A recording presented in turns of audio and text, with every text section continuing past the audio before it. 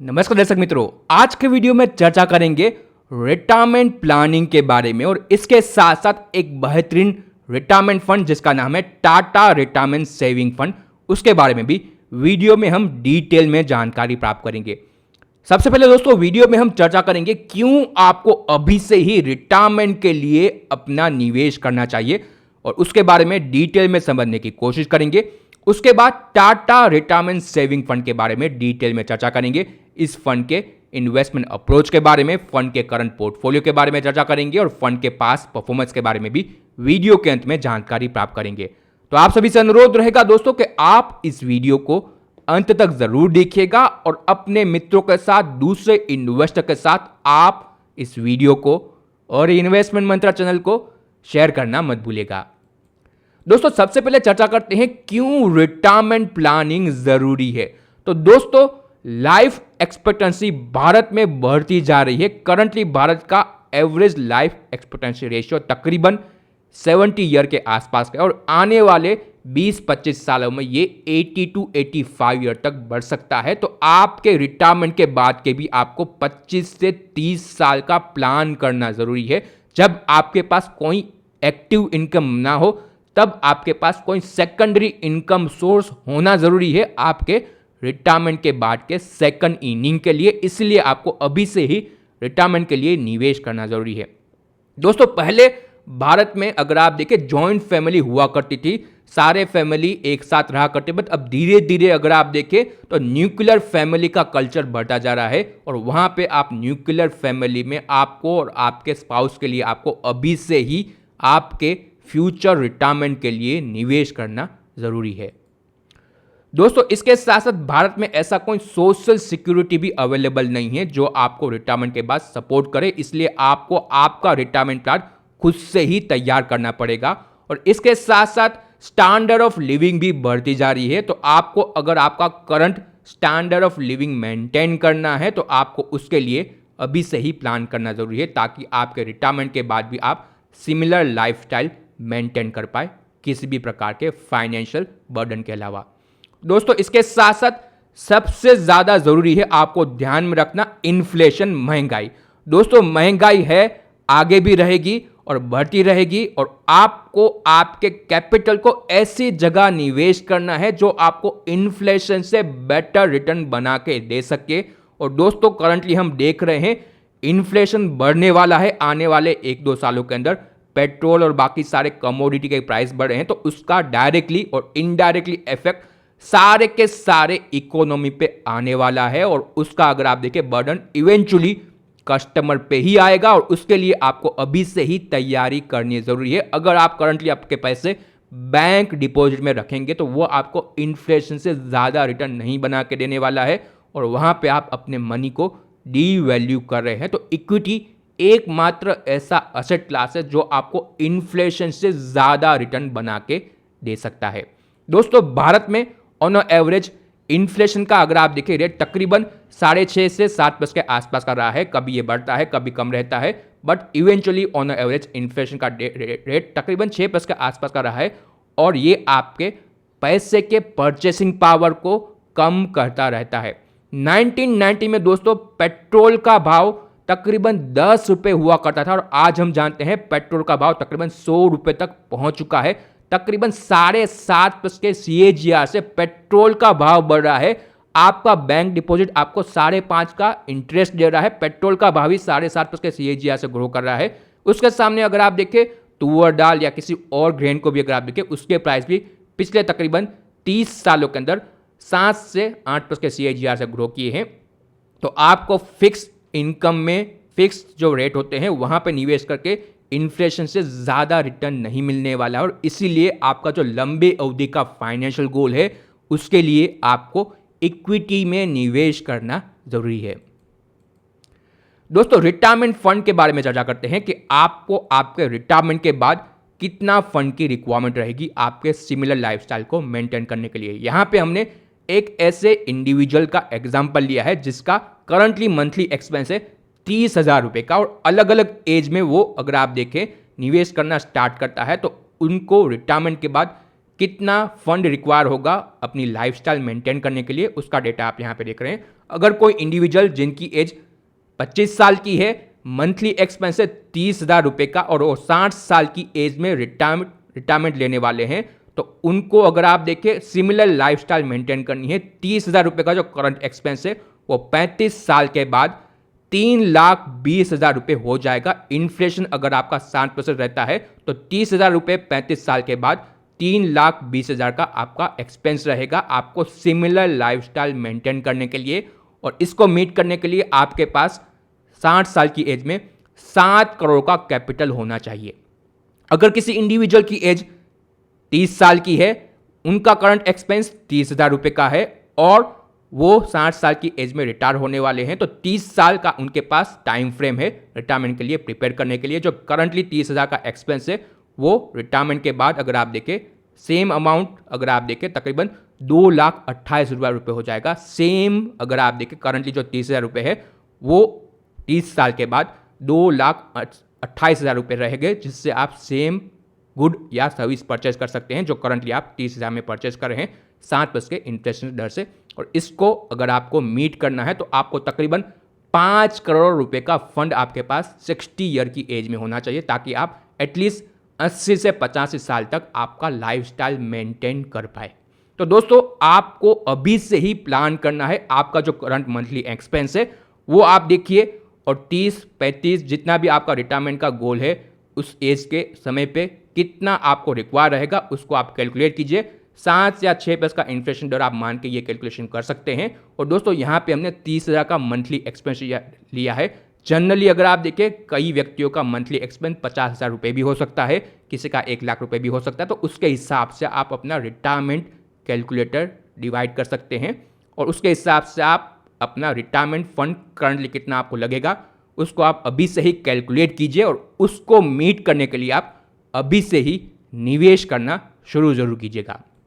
और दोस्तों रिटायरमेंट के लिए अगर आपको निवेश करना है तो सबसे बेहतरीन विकल्प है वो है रिटायरमेंट म्यूचुअल फंड।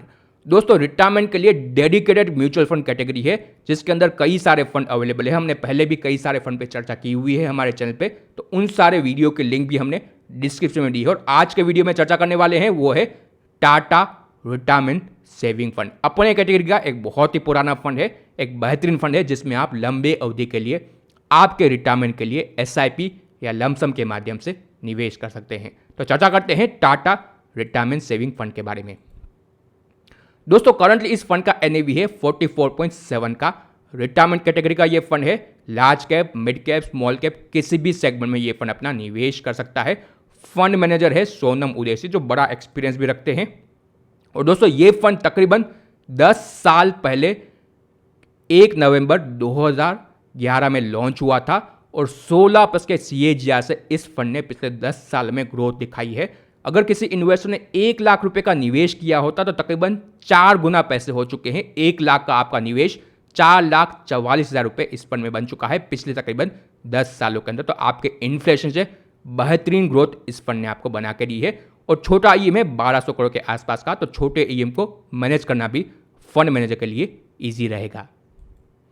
दोस्तों टाटा रिटायरमेंट सेविंग फंड आपको 3 अलग अलग ऑप्शन प्रोवाइड करता है अलग अलग रिस्क प्रोफाइल इन्वेस्टर के लिए। पहला है प्रोग्रेसिव प्लान, इसमें मेजॉरिटी अलोकेशन इक्विटी में रहेगा। अगर आप यंग है, आपकी आयु 25 साल से 40 साल के बीच में है, तो आप प्रोग्रेसिव प्लान में निवेश करके, इक्विटी में निवेश करके लंबी अवधि में आपका रिटायरमेंट गोल अचीव कर सकते हैं। इसमें 85 to 100% इक्विटी रहेगा और 15 से 10% के आसपास का इसमें डेट मार्केट में भी निवेश किया जा सकता है। उसके बाद जैसे जैसे आपका रिस्क प्रोफाइल कम होगा वैसे वैसे आप दूसरे प्लान में मूव कर सकते हैं। दूसरा प्लान आपको मिलता है इस फंड के साथ, वो है मॉडरेट प्लान। ये एक हाइब्रिड प्लान रहेगा जिसमें 65 to 85% इक्विटी रहेगा और इसके साथ साथ 15 से 35% इसमें डेट में भी एलोकेशन फंड दे सकता है। और रिटायरमेंट के बाद आप कंजर्वेटिव प्लान में अपना एलोकेशन दे सकते हैं। जो भी आपने फंड इकट्ठा किया है आपके रिटायरमेंट के लिए, उसको आप कंजर्वेटिव प्लान में मूव करके आपके रिटायरमेंट के बाद का आप मंथली इनकम भी जनरेट कर सकते हैं इसी प्लान के माध्यम से। तो पहले आप पहले स्टेज में प्रोग्रेसिव प्लान में निवेश कीजिए और ऑटोमेटिकली आपके पैसे अलग अलग प्लान में मूव भी हो सकते हैं। कंजर्वेटिव प्लान में इक्विटी में 0 to 30% एलोकेशन रहेगा, बाकी का एलोकेशन आपका डेट और अन्य सिक्योरिटी में हो सकता है। और दोस्तों टाटा रिटायरमेंट सेविंग फंड आपको ऑटो स्विच की फैसिलिटी भी प्रोवाइड करता है। अलग अलग लाइफ स्टेज के हिसाब से आपका जो पैसा है वो ऑटोमेटिकली अलग अलग प्लान में स्विच हो सकता है।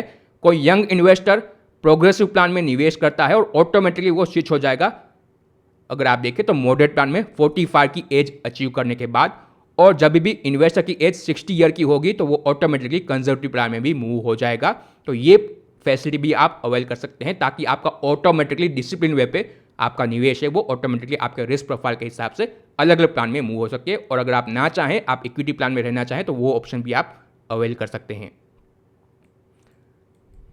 दोस्तों इसके साथ साथ रिटायरमेंट के बाद मंथली इनकम भी आपको मिलनी चाहिए, तो उसके लिए भी फैसिलिटी है जिसका नाम है ऑटो सिस्टमेटिक विड्रॉल प्लान। आप पहले से ही डिफाइन कर सकते हैं कि आपको रिटायरमेंट के बाद कितने पैसे चाहिए और आप सिस्टमेटिक विड्रॉल प्लान के माध्यम से उसको मंथली कैश फ्लो के माध्यम से जनरेट कर सकते हैं, जिसमें आपको 60 ईयर की आयु के बाद ऑटोमेटिकली हर महीने 0.5% आपका जो मार्केट वैल्यू है फंड का वो मिलता रहेगा। तो ये भी एक फैसिलिटी आपको ये फंड प्रोवाइड करता है जो आप अवेल कर सकते हैं, या फिर आप अपने हिसाब से भी सिस्टमेटिक विड्रॉल प्लान अवेल कर सकते हैं। चर्चा करते हैं इस फंड के करंट पोर्टफोलियो के बारे में। हम प्रोग्रेसिव प्लान के बारे में चर्चा करेंगे जो प्योर इक्विटी प्लान है। करंटली फंड ने कहां कहां निवेश किया है उसके बारे में दोस्तों जानकारी प्राप्त करते हैं। तो एक डाइवर्सिफाइड पोर्टफोलियो है, currently large cap oriented portfolio है। आईसीआईसीआई बैंक दिग्गज प्राइवेट सेक्टर की बैंक है जिसमें 7.5% का एलोकेशन फंड ने दिया है। उसके बाद रिलायंस इंडस्ट्री भारत की दोस्तों सबसे बड़ी प्राइवेट सेक्टर की कंपनी है। आरआईएल सबसे बड़ी कंपनी है लिस्टेड मार्केट में और इसमें भी 6.5% का एलोकेशन फंड ने दिया है। एचडीएफसी बैंक भारत की सबसे बड़ी प्राइवेट सेक्टर की बैंक है एचडीएफसी बैंक, यहाँ पे भी 6.3 का एलोकेशन दिया है।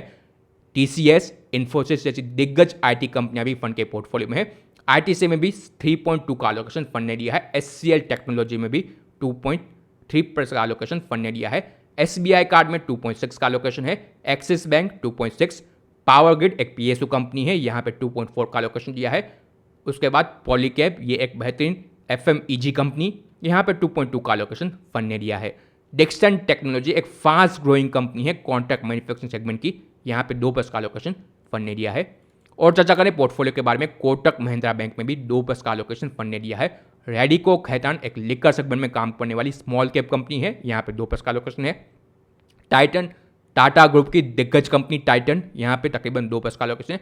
जुबिलेंट फूड वर्क ये भी एक बेहतरीन मिड कैप कंपनी है, डोमिनोज की चेन चलाने वाली कंपनी है जुबिलेंट फूड, यहाँ पे भी तकरीबन 1.9 का एलोकेशन फंड ने दिया है। HDFC life insurance private sector की सबसे बड़ी life insurance company HDFC life, यहाँ पे फंड ने 1.8 का एलोकेशन दिया है। इन्फोएज एक बेहतरीन मिड साइज की आईटी कंपनी, यहाँ पे 1.8 का एलोकेशन फंड ने दिया है। ओरेकल फाइनेंशियल सर्विसेज ये भी एक बेहतरीन आईटी कंपनी है, यहाँ पे 1.8 का एलोकेशन फंड ने दिया है। जोमेटो ये आईपीओ रिसेंटली ही आया था, यहाँ पे 1.78 का एलोकेशन फंड ने दिया है। Ambuja cement, Tata consumer, Birla soft, Voltas और दूसरी भी कई सारी कंपनियां फंड के पोर्टफोलियो के अंदर है। 96% करंटली इक्विटी में एलोकेशन है, क्योंकि ये प्रोग्रेसिव प्लान है तो यहाँ पे इक्विटी में मेजॉरिटी एलोकेशन दिया जाएगा। नंबर ऑफ स्टॉक है पोर्टफोलियो के अंदर 51 और टॉप 10 कंपनियों में एलोकेशन है 42% का। एवरेज मार्केट कैप इस पोर्टफोलियो का करंटली 1,64,000 करोड़ का है। लार्ज कैप में 61% का एलोकेशन है, मिड कैप में भी 24% का एलोकेशन है और स्मॉल कैप में भी करंटली 10% का एलोकेशन फंड ने दिया है। दोस्तों ये रिटायरमेंट फंड है, ये किसी भी कैटेगरी में निवेश कर सकते हैं, इन पे कोई भी रेस्ट्रिक्शन नहीं है। चाहे तो वो लार्ज कैप में ओवरवेट भी जा सकते हैं, चाहे तो वो स्मॉल कैप में भी ओवरवेट जा सकते हैं। मार्केट के सिचुएशन के हिसाब से फंड अपना पोर्टफोलियो कंटिन्यूअसली चेंज कर सकते हैं। चर्चा करते हैं दोस्तों इस फंड के पास परफॉर्मेंस के बारे में। तकरीबन 10 साल फंड ने कंप्लीट किए हैं। किसी इन्वेस्टर ने 10,000 रुपए की एसआईपी इस फंड में की होती तो 120 इंस्टॉलमेंट होते हैं, 12 लाख का निवेश होता है और 64,037 यूनिट परचेस होते हैं, जिसकी आज की डेट में वैल्यू बनती है 28,67,000 रुपए। 17% के CAGR से दोस्तों इस फंड ने एसआईपी में ग्रोथ दिखाई है। और लंबी अवधि के लिए अगर आपको निवेश करना है, आप यंग है, आपके पास 20, 25, 30 साल अवेलेबल है रिटायरमेंट के लिए प्लान करने के लिए, तो आप अभी से ही एसआईपी कीजिए। छोटी एसआईपी कर सकते हैं, आप टॉपअप भी ले सकते हैं और धीरे धीरे आप अभी से ही अपने रिटायरमेंट के लिए तैयारी कीजिए रिटायरमेंट फंड के माध्यम से निवेश करके। तो दोस्तों अगर आपको इस फंड में निवेश करना हो या किसी और फंड में आपके फाइनेंशियल गोल के लिए निवेश करना हो तो आप हमें दिए गए नंबर पे संपर्क कर सकते हैं, कॉल कर सकते हैं, मैसेज कर सकते हैं या व्हाट्सएप भी कर सकते हैं। दोस्तों, अभी भी बहुत ही कम इन्वेस्टर भारत में रिटायरमेंट के लिए सीरियसली निवेश करते हैं, तो आप सभी से अनुरोध रहेगा कि आप इस वीडियो को अपने मित्रों के साथ, दूसरे ऐसे इन्वेस्टर जो अभी भी रिटायरमेंट के लिए निवेश नहीं कर रहे हैं, उन तक पहुंचाइए। एक बेहतरीन फंड है लंबी अवधि के निवेश के लिए, तो इस वीडियो को आप शेयर जरूर कीजिएगा। और दोस्तों, अगर आपने अब तक हमारे चैनल को सब्सक्राइब न किया हो तो चैनल को सब्सक्राइब जरूर कीजिए, बेल आइकन को दबाइए ताकि जब भी हमारा नया वीडियो आए आपको नोटिफिकेशन मिल जाए। Thank you for watching.